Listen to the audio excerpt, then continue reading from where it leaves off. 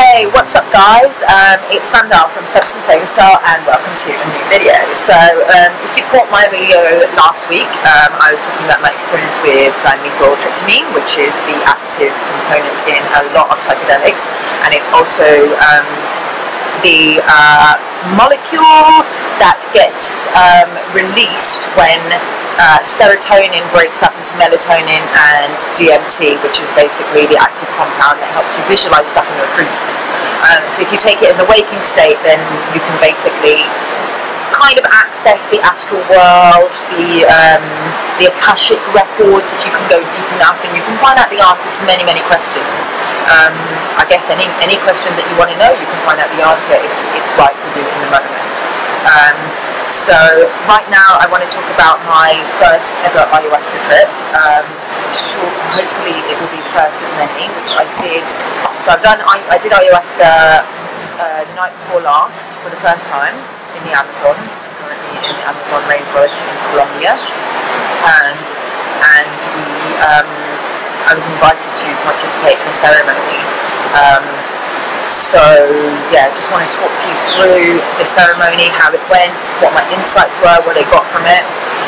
So I went with a friend. We went to go and meet the Taita, which is the Colombian term for shaman, and we parked up at a place on the edge of the rainforest, and at night around 7 p.m, 8 p.m, and then we trekked into the forest about 20 minutes, half an hour.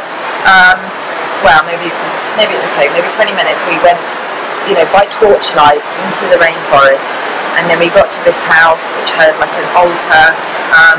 In Colombia, the people tend to be quite predominantly Catholic. So this particular Taita, he comes from a whole family of Taita shamans. Like every member of his family is a shaman, and they all channel different spirits and different energies. So this particular Taita that we were working with, he embodies the spirit of the eagle, and he's very connected to angels from the Catholic tradition. So the way that they incorporate religion and the spirits of the ayahuasca is, I find quite interesting. Which I only found out about the next day. I didn't know about this before I got there, but I did see the Catholic altar when I arrived, which was outside the house. So we assembled, outside in a space where there were a few chairs and some hammocks, and my friend David, who I met at the hostel that I'm staying in, who speaks very good English, because the Taita do not speak English, he kind of gave me a briefing as to what to expect, and he explained how every culture, the way that they administer the ayahuasca and the ceremony is different, and every particular shaman also has their own different techniques and their own methodologies. Some like to use a lot of music, some have, just different techniques. Also, he explained to me that because I like to regularly smoke weed sometimes, I may not get as strong a vision, or may not get as strong a an experience, just because he explained how the spirit of ayahuasca, Mother Ayahuasca, is a female energy, and ganja is also a female energy. You get the ganja from the female part of the plant, and he said that because women are inherently jealous, Mother Ayahuasca is quite a jealous spirit. She gets jealous of other plant medicines. So he said if you still have that in your body, then probably what's going to happen is you're going to purge, and you might not get a very strong experience. So if you purge, then maybe you do another cut, and then from there you might then experience something more. But it's very unpredictable. You may take it and you may experience nothing, or you may have a very intense trip that lasts all night. So they do the ceremony at night, and it often lasts till morning. So we waited for a while until everybody assembled. There was a small group of about 8 of us, and then when we were ready to start, they built a campfire, and then the Taita, and he had 2 helpers who I think also are training to become shamans. They dressed up in their ceremonial attire, and first they said a prayer, which I think is founded on their Catholic beliefs, but I'm not 100% sure about that, because I wasn't able to understand everything that was being said because it was in Spanish, which I don't speak, unfortunately. But they said a prayer, and then afterwards, when it was time to take the brew, he did a chant or a song not in Spanish, in the indigenous language, and then we took it in turns to drink the brew. Now, it tastes... taking it down wasn't too bad. It kind of tastes a bit like coffee, but extremely bitter, and it was quite viscous as well. And I must have sat there for about an hour before I experienced anything. I just remember sitting there for a while, and I was just like, nothing's happening. And then I started to, we were in the dark, and I started to look out into the forest, or the rainforest, and I suddenly started to see out the corner of my eye like a little light, and I looked, and I didn't know if it was like somebody shining a torch or something, and then it would appear again, and then it would appear again, and it was like this little light that would just kind of dance in front of my eyes and then disappear again. I don't know, it could be, I don't know if I imagined it or hallucinated it, or if it was just maybe fireflies that they have in the rainforest. I need to actually ask people if this is actually something that is really there, or if it was something that I was seeing because of the ayahuasca that I'd taken. But the experience was somewhat visual, but it was more than just visual. So for a while I started to see nothing, and then I decided to go and sit by the campfire because the stars were very, very bright and intense. I just wanted to look at the stars. And then you feel nauseous. You feel quite nauseous in the beginning. But I was advised to keep the brew down. Let me just move this camera because I'm losing my head. I was advised to keep the brew inside for as long as possible. But then I started to feel really quite nauseous, and I couldn't hold it in anymore. So then I kind of walked off into the forest, and sorry, you keep losing my head, so I'm going to move back. Walked off into the forest and threw up. So I purged in the forest, and it was when I was purging that I could feel like the plants and the forest was communicating with me, like it was interacting with me, and that was quite strange. So then I went back and I sat down, and that's when I really started to feel like something was happening, like the stars started to become extremely bright and intense, and the plants also started to become kind of, if you've ever taken magic mushrooms, it was a little bit like that, like everything became much more intensified. And then I started to look at the fire. I became very transfixed on the fire, and the logs seemed to be alive, like they seemed to have consciousness, like some kind of dragon or a snake-like kind of animal. And it was very disconcerting for me to see these logs. And I don't know, I could definitely feel the sensation arising in me, like my cheeks started to feel, I don't know, it was like a physical sensation, like waves or like a stroking, and I was uncomfortable with the logs because I didn't like the energy that they were giving off, but I was aware of the fact that everything around me was conscious.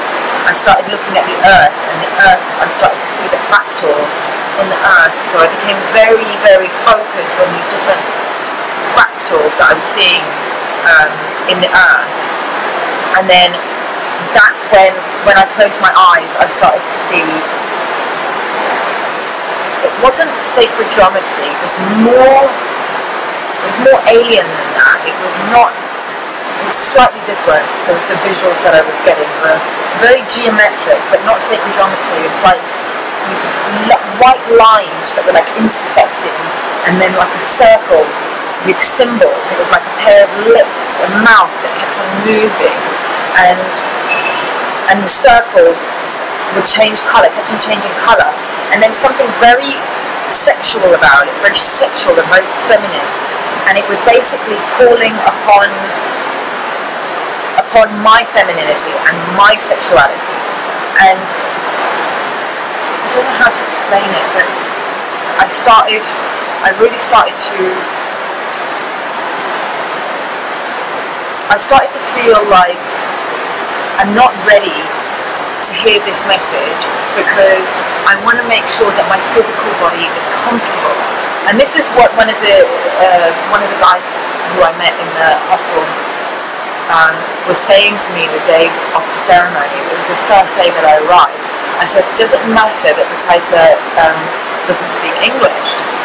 Do I need to be able to speak Spanish? And he goes, I get the impression that you're somebody who needs to feel a great sense of physical safety, but you should maybe let go of that a little bit and just surrender to the experience. And so those words were going over my head. I was just like, no, I need my physical body to be safe. I need to know that I'm comfortable in this chair, that I'm warm enough, because we were outside and it is quite cold. I had my blanket wrapped around me, and I was like, I need to know that I'm protected, that I'm not going to be hurt if I go deep into this, if I close my eyes and I go deep into this visual experience. I need to know that my physical body is okay. And then I realised that that's kind of always been something that's held me back from really experiencing the world. The fact that as a woman, I constantly need to feel physical safety. And as an expression of divine feminine energy, I feel like I've never really fully trusted the divine masculine to be the supporter and the protector and the defender. I've had to rely on my own divine masculine to support, protect and defend me. And now I'm going through this process where I'm actually calling upon the divine masculine in others to assist me in my journey. And so that's what was coming up for me, the idea that I've always tried to give off this impression that I'm very strong and I can handle myself and I can take care of myself, that actually I am aware of my own limitations as a woman and how vulnerable that makes me in the world, which people are always reminding me of all the time. Whenever I talk to people about, I travelled here and I travelled there, people are like, oh, weren't you scared, and how do you know if you can just trust people that you've just met? And generally I do trust the universe, but it's I think as women it's always in the back of our mind that we feel like we might not be safe. I'm sure men also have these feelings as well, and men also encounter situations in which they're not safe. But it's something that women were constantly being reminded of and being told that we need to be careful, and as a result we have less access to places on this planet just because we believe that we're not being supported, we're not being protected by the divine masculine. So that was coming up for me. And what else is coming up for me? I went into it with a very clear intention, and you have to do this with Ayahuasca because you can find out so much, and you have to maintain a dialogue with the plant. You have to keep on asking questions. You have to keep on having this intention. Please tell me the answer to this. And sometimes you'll get sidetracked, and the plant medicine, even though you're having a conversation with the plant, for me it was actually a conversation that I was having with myself, my higher self, who already knew the answers. And sometimes it would sidetrack. It would just be like, it would start going into maybe my past and things that I've experienced in relationships or my childhood, and I'd be like, no, stop talking about that. Like, I want to know what my mission is going forward. And then it was just like, no, you need to look at this. You need to understand this is part of your mission. You need to stop abandoning yourself. You need to stop giving the impression that you're so strong and you can handle anything, and everything that's come your way has made you stronger and has taught you lessons and blah blah blah. You need to realise that sometimes you are vulnerable, and there are some situations where you haven't healed, where you are still being triggered by past traumas, and in those moments you need to stop abandoning yourself. You need to do that inner child work. You need to be that divine parent to your inner child. You need to be the divine masculine to your sacred feminine. You need to be there for yourself.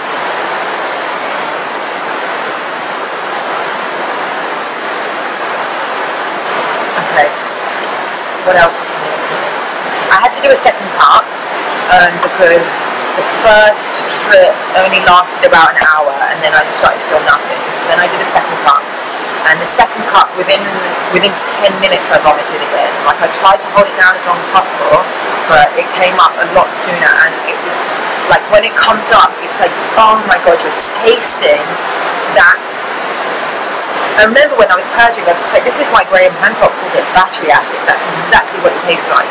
And I just remember thinking, I don't think I can do this again. Like, I'm here for a week, and my intention was to do it 2 or 3 times while I'm here. I mean, I've come all this way to Colombia just to do this. That was my main focus for coming here. And so I have to try and get the most out of it. But in that moment, I was just like, I can't do this again. This is disgusting. I felt horrible, and then I was trying to rinse out my mouth with some water. I mean, you can still move around when you're on water and things like that. And I mean, the Taita and his helpers were, you know, they were like, one guy was, he was going around with the, I don't know what it's called. I should probably have found out the proper names for this, but it was like a fan that was made out of leaves, and he was shaking it. So he was going around to everybody while they were tripping, and he was shaking it. And I think maybe he also had a thing that was smoke that he was shaking onto people. So when he would go around, that would rustle. And there's something about that that sent you very, very deep into the trip. So when he was doing that around me, the visuals started to get much, much more intense, and the plants started really, really talking to me then. And I remember when he was going around doing that, he was wearing this, I guess, I mean, it looked like a dashiki to me, but perhaps it was, you know, more of like an indigenous Colombian outfit.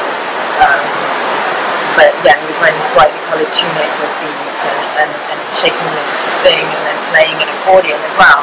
And I was just like, I don't know, I'm not sure if he's just doing that for his own, as part of his own journey, or if he's doing that as part of the ceremony for our benefit.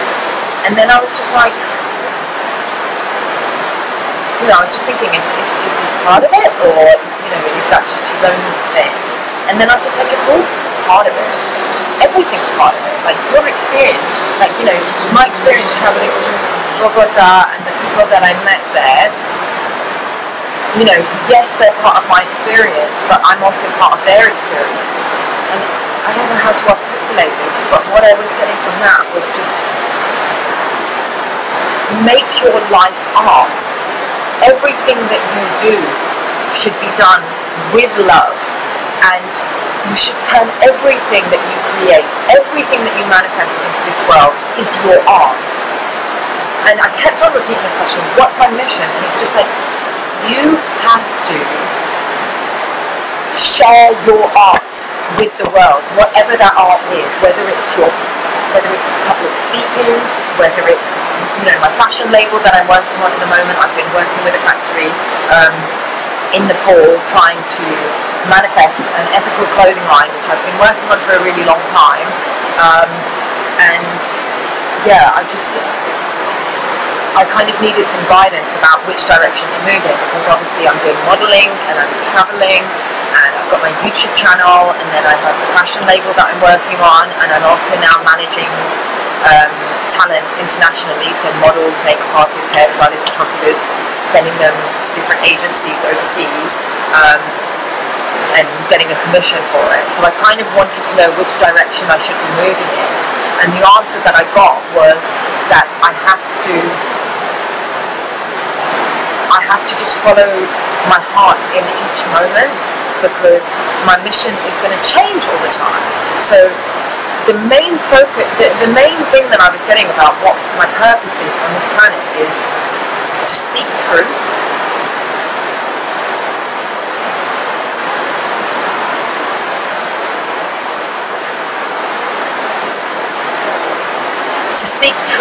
absolutely fearlessly, and to inspire others to do the same. Because right now, what we're experiencing on this planet is so much obfuscation of the truth, so much lies and manipulation. We need more soldiers speaking truth. And I've not been afraid to stand up and speak truth, even though I get so many people trying to tear me down and trying to attack me and trying to put me in my place and trying to pull me apart, because I make them uncomfortable with the truth that I'm speaking about so many things, about animal rights, about human rights, about what's happening, what the elites are doing in the Middle East, and everything that's happening on this planet. I get a lot of people trying to tear me down, but I realised the people who are doing that are doing it from a very fearful place. They are channeling very dark spirits. They are channeling spirits of misogyny and suppression of the divine feminine principle of care, suppression of the divine masculine principle of courage and right action in the world. And am I going to let those people stop me? I'm going to let people who embody the most toxic aspects of human consciousness to stop me from speaking my truth? No, I'm not going to do that. I'm going to keep speaking truth until people realize what the truth is, until people awaken to the truth of who they are. And my mission here is to inspire other people to do the same, to inspire other people to not be afraid of what these fucking soldiers of darkness are going to say against them, or try and stop them from speaking the truth. Like, you can't let those people win. They just want to tear you down because they're uncomfortable with the fact that you're ascending, and they want to bring you down to their level. And that was definitely coming up for me. A lot of violation of the feminine spirit. I started thinking a lot about the whole idea of boundaries and consent, and the whole idea that those who embody sacred feminine, we want to share our gifts with the world, we want to share our feminine energy, but because we're so programmed by society to be nice to everyone, we sometimes don't know where the boundaries are. So when we talk about things like rape culture, and they live in a rape culture, and men don't understand consent, they don't understand where the line is, not just consent when it comes to sex, but even just consent when it comes to how much time you share with somebody. Like, if you're talking to somebody who embodies more of a masculine energy and you embody more of a feminine energy, and they start making you feel uncomfortable, they start getting too close to you, they start spending too much time with you, you just start to feel a bit uncomfortable. A lot of women, I think we sometimes feel uncomfortable saying, you just leave me alone, because you're starting to make me feel quite threatened. So just the whole idea of having boundaries, because the sacred feminine is about connection. It's about connection with everything that is. But the sacred feminine also has to understand where her boundaries are. Otherwise, she will be repeatedly violated. And we have to take responsibility for that. Anybody who has been violated, particularly if you've been sexually violated, sometimes you have to look at those experiences, and sometimes they're not black and white. Sometimes we have to take responsibility for where we did not stand up for our own boundaries, and where we gave consent in situations where we probably shouldn't have, where we should have been stronger and we should have said no. I don't want to go into detail about my own experiences and stuff like that, because I consider it to be quite personal. But I think many women that I've spoken to, and men as well. I mean, I was having this conversation with two guys in Bogota, where we were just like, oh, have you ever been raped? And we even, it sounds messed up, but we were even laughing about it, we were joking about it. And the two guys that I was with told me about an experience each where they've both been raped by women. So yeah, it's not just something for women to learn, but it's something for everybody to learn. The ideas of boundaries and consent. And I'm not just talking about sexually, but even just being here in a foreign country where I don't speak the language, and I'm trusting the universe to take care of me. I'm trusting other people to take care of me. I'm trusting a certain system where we make contracts. So for example, if I go to a hostel and I make a contract with them that I'm going to pay you this much money, and in return you're going to let me stay here, and you're going to provide me with Wi-Fi and running water and all these things. And then what happens if somebody fails to honour the contract?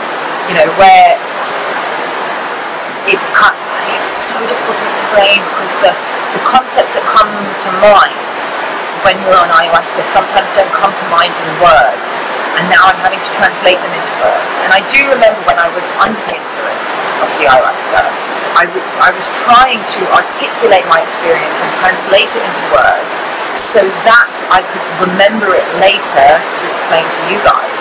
And I just remember thinking, look, stop it. Stop worrying about what you're going to say on YouTube. Just go with the experience.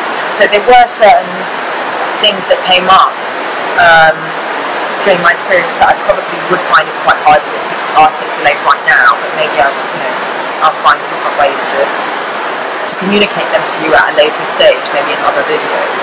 But yeah, just this whole idea of making contracts with people that are founded in systems, but our reliance on systems makes us forget the human that is operating with the system. So like, for example, just the whole idea of booking a hostel or taking a taxi, where you agree with a taxi driver, take me to this hostel and I'll pay you this much money, and then if the taxi driver ends up going the wrong way and getting lost, contractually, are you obliged to pay them more? Is it their fault or is it your fault? The fact that you don't speak their language and they're expected to find where you live when you can't even communicate with them in their language. Who is establishing these contracts? Who makes the rules? Or do we just have to decide between us as humans? And going back to the video that I made that when I was in Bogota, where I was talking about the Mask of Anarchy, how humans come together. Okay, sorry, my memory card is full, so I had to delete some stuff. Okay, so yeah, I was talking in my video that I did on Grenfell Tower about the whole idea that we rely on the state because we feel like we have to give our power to another authority to develop systems by which humans must observe these systems, because we just don't trust each other. We don't trust the human, we don't trust strangers. And we have to, if we're ever going to elevate our consciousness, we have to return to love, and we have to start trusting each other. We have to start relying on each other. We have to trust that the other person is a human being who's going to honour their word and be integral with their word. Yeah. I mean, when it comes to finding my purpose, my mission, I definitely did get the whole, you have to use whatever medium is available to you to share your message with the world and to inspire other people to share their message with the world. So whether that's YouTube, whether it's Instagram, right now people seem to be engaging with social media, so it's a really good way of spreading truth. If people move away from social media in the future, then I will use whatever tool I can to reach people and to share my message. What I got from the plant was that we need to tell our stories. We need to speak truth from our personal perspective, because that's the only way that we're actually going to awaken as one, to understand the truth from different people's perspectives, to understand that different people have different experiences of the world. And women in particular, we need to tell our stories. Too much we hide what's happened to us because we're ashamed of it, because we think it's personal. But it's not personal. The personal is political. And the things that we've been through, the experiences that we've had, the suppression of our sacred feminine, at the hands of those who choose to oppress us, not just as women, but as men as well. Men have had their own sacred feminine oppressed as well. We need to tell those stories. we need to get uncomfortable with it. We need to say, you know, I was abused, or I was raped, or I was made to feel like I should not speak out against injustice by bullies, or, you know, whatever it is that you've been through. We need to tell those stories, because if we're going to heal the planet, we have to identify the problems. We have to see what's wrong with it. Another thing that I got from Mother Ayahuasca was that I need to be completely 100% myself in every moment. And sometimes I am afraid of being myself. Sometimes I'm afraid of speaking my mind, or talking too much, or being annoying, or getting up and dancing when there's an amazing song playing but nobody else is dancing. So I'm basically not observing cultural norms. I mean, if you're familiar with Terence McKenna's work, he always said culture is not your friend, it's your cult. And don't be ruled by the norms of society. As long as you are acting in accordance with natural law, as in you are not causing harm or loss to another sentient being, then be free to be completely who you are. Don't worry about what people think of you, because when you step into your greatness and when you step into your authentic power, you give other people permission to be the same, to do the same, and to be their awesome self. I mean, I think as women, and I mean British culture, and definitely British women, we have this way of being, you know, it's seen as cool to be self-deprecating, to have low self-esteem. If you're somebody who has a little bit too much confidence, then that's looked down upon. You know, we have this idea that arrogance, you know, it's not good to be arrogant. We confuse arrogance with conceit. Arrogance is having self-belief in your own self-worth. Conceit is thinking that you're better than other people. Now, I don't think that there's anything wrong with being arrogant. I don't think that there's anything wrong with fully believing in your own gifts and believing in your own power. But as a society, we've been programmed to believe that we are not good enough. And if anybody does believe that they're good enough, who the hell are they to think that they're good enough? We don't believe that we're good enough, so we try and tear them down. Because if we're not allowed to feel good enough about ourselves, then why should they? Fuck that. Throw that out of the window. Fully believe in yourself. Fully believe in your own power. Believe in your own beauty. Believe in your own greatness. Because that is the key to manifesting your gifts that you need to share with the world, that you need to heal this planet.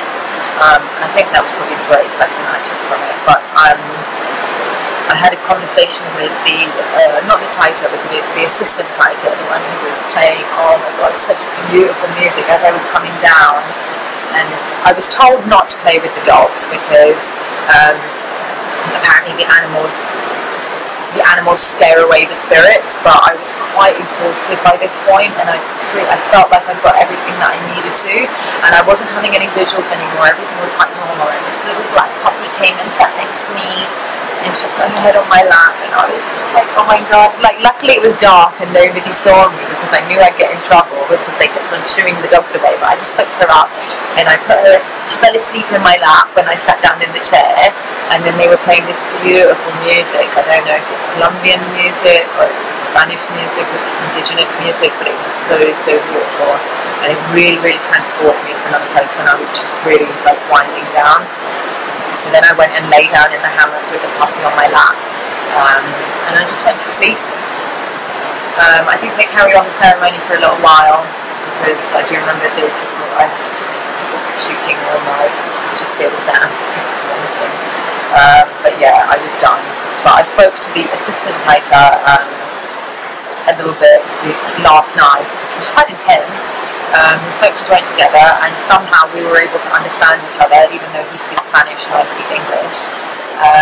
Well, we had some Google Translate assisting us sometimes, and yeah, he told me that I definitely need to do another ceremony, because this is sometimes the first one. The main goal of the first one is purging your vessel. So he was just like, if you have a glass of water and the water turns black, then you don't want to drink it anymore. So then you empty the water out, and then when you fill it again, then the water is clean.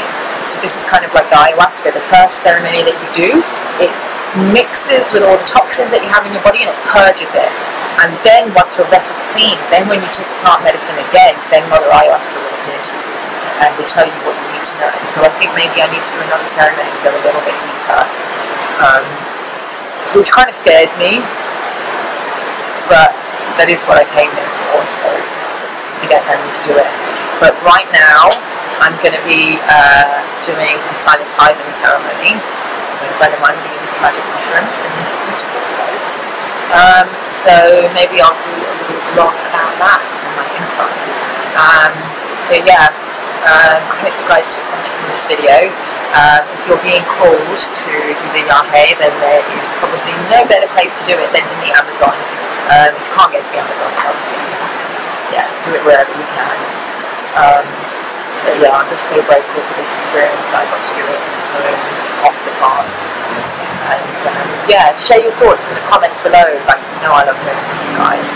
So yeah, I hope you like this video. Give it a thumbs up if you can, and share it if you like. And I will see you in the next video. One love, guys.